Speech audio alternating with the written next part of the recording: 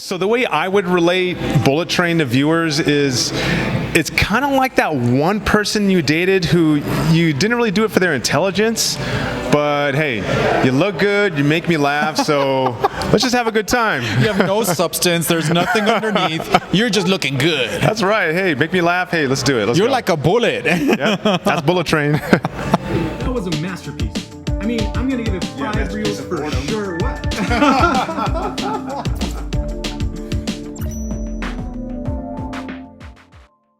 What's going on, guys? We're back to review Bullet Train this time, and again, we're at the Alamo Draft House in East El Paso.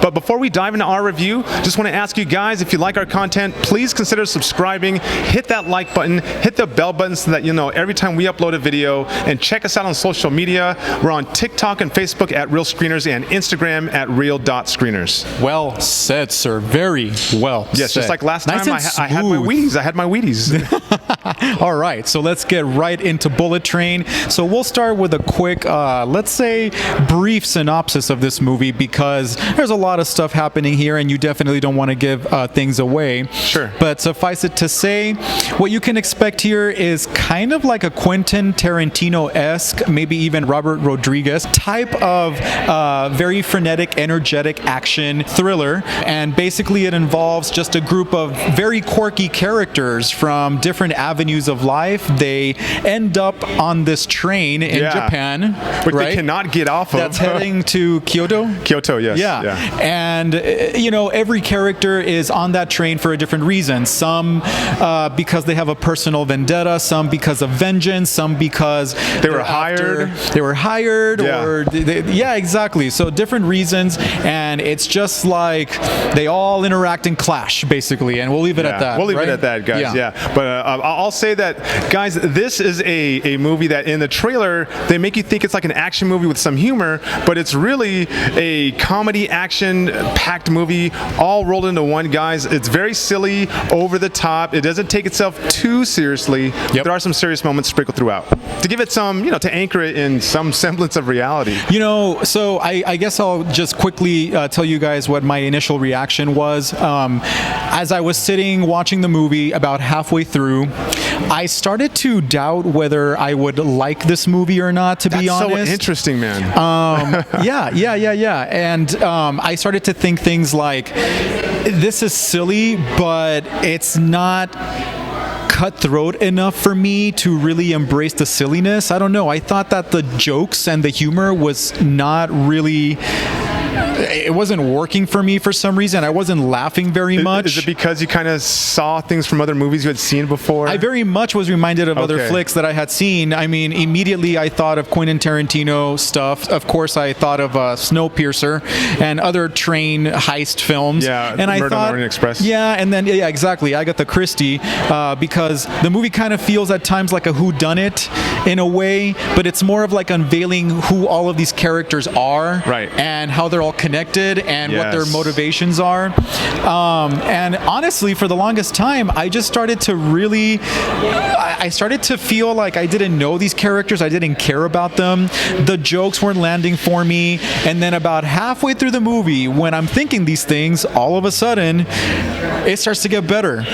And it starts to get better. And it starts to get better. And that's a good thing, right? Because you want a movie to improve. You definitely don't want to be the other way around, right? So you don't want to end up walking out of the theater on one of the great surprises of 2022. I actually ended up really liking it. The jokes got better. I started to laugh more. And as I found out more about the characters, I really started to appreciate them more, I guess. And I was like, okay, the humor now is reaching new heights. It's becoming more and more like not just silly, but it's also like really deadpan humor, which I think really elevates this movie, because a lot of the jokes come from like the actors just saying like funny one-liners, but with like a very serious face. Right. So I really like that about the movie. Yeah, I totally agree with you that this movie really makes you think of movies you've seen before. You know, for me, immediately I thought of Pulp Fiction. You know, because you see the interplay between the two characters, Tangerine and Lemon. You know, played by Aaron Taylor Johnson and Brian Tyree Henry. Right. And so that's what I thought about. Right, the John Travolta, Samuel Jackson interplay. You know, I also thought about Kill Bill in the stylized action, which is what this movie is really heavy on. on. Yeah, and ultimately that's an excellent point because it is that type of exaggerated, kind of like relentless, even grotesque action sequences, I guess you could say, that really make the movie stand out. I also thought of Big Trouble in Little China, and lastly, obviously, David Leitch.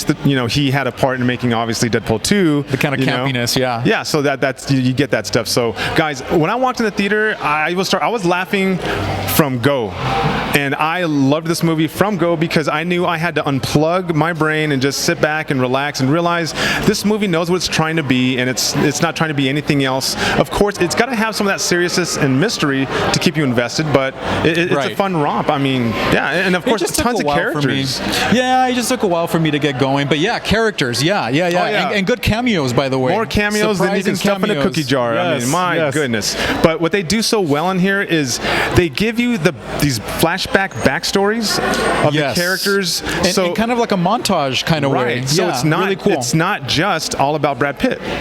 It isn't, and you actually get to find out. That's a very good point. You get to find out more about the characters through the flashbacks. But if I were to actually pick the characters that I was the most invested in, I think Brad Pitt, becoming more and more natural as a comedian, I would say, in movies, and appreciated his kind of like his self-help jokes, I guess. Right. His therapeutic, all that stuff. All that stuff, and he seems all innocent, but he's actually like very, very skilled as a fighter. Right, exactly. It comes out when he needs it to come out. It's just funny. It's a nice irony, with him.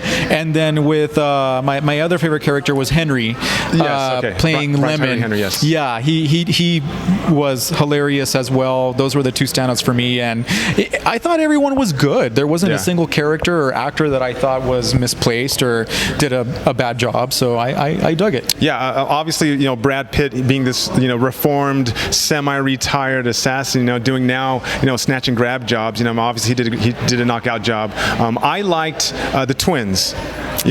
Tangerine and Lemon. I kind of felt like they were show stealers in a sense. So I'm with you. Acting was spot on.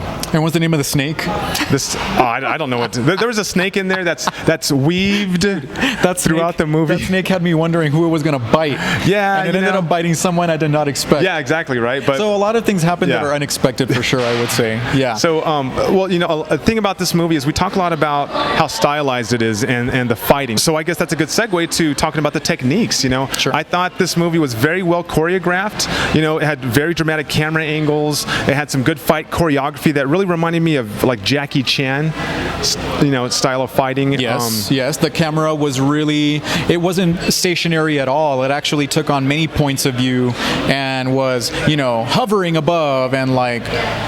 It was like on the floor as well, so very, very diversified, right? Yeah, and the editing I thought was done extremely well, and it needed to be because this movie does fill its length, and the editing, like the Bullet Train, it just moves you seamlessly from scene to scene. It doesn't hang on any scene for too long. It's an enjoyable thrill ride, guys. It's definitely worth a watch on the big screen, I think.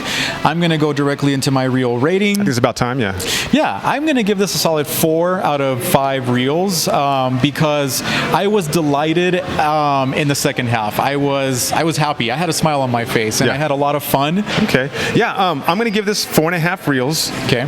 Because I had a romp. I told all my friends about it as soon as I left the theater. I was laughing out loud so many times in the theater. Guys, what I also liked about it is it did have some soul. It talks about fate and luck and karma. Those motifs are, speaking of that, all through the movie. They really drill that theme.